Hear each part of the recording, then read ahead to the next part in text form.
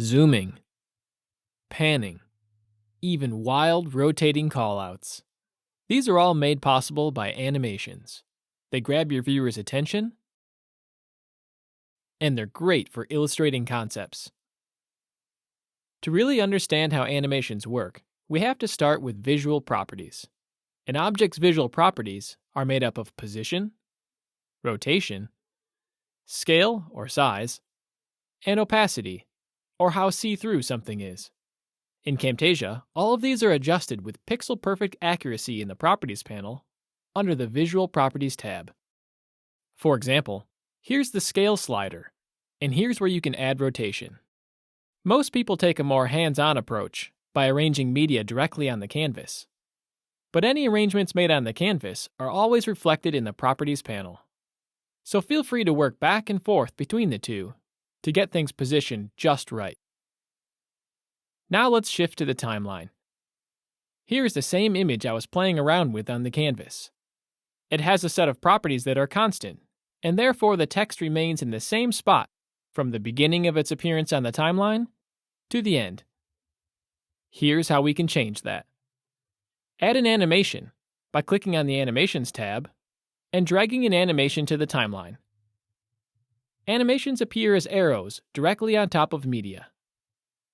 This animation is a change from one set of visual properties to another, a bridge from a beginning to an end.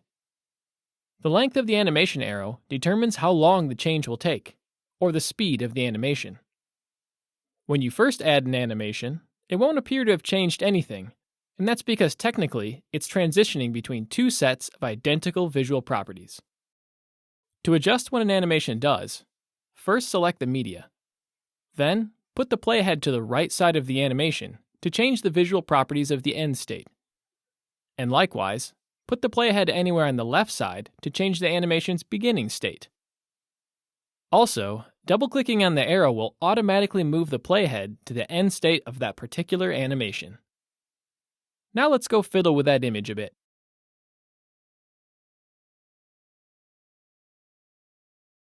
Let's preview what we just did. An animation from the beginning to end.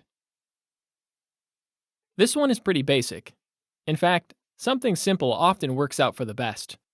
But the freedom is there to achieve complicated effects with a little experimentation.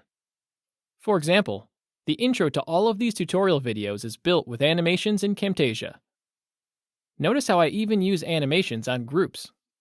This is handy if you need to move multiple objects all at the same time. Let's keep going and explore a couple more animation options. By right-clicking on an animation, you can copy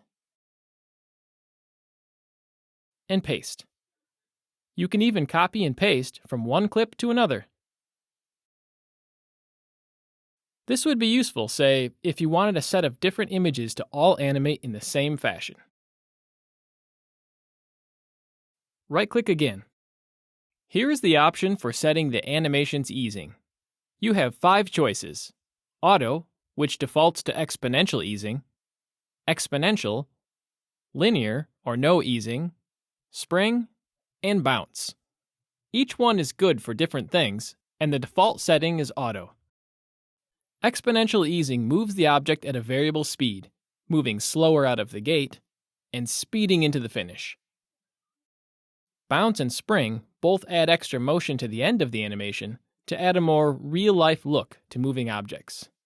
Animations with a linear easing move at a constant speed. But the important thing to keep in mind is that all easing methods take exactly the same amount of time to get from point A to B. In general, I prefer the look of an exponentially eased animation. It seems a little more natural, and it's what you're probably used to seeing.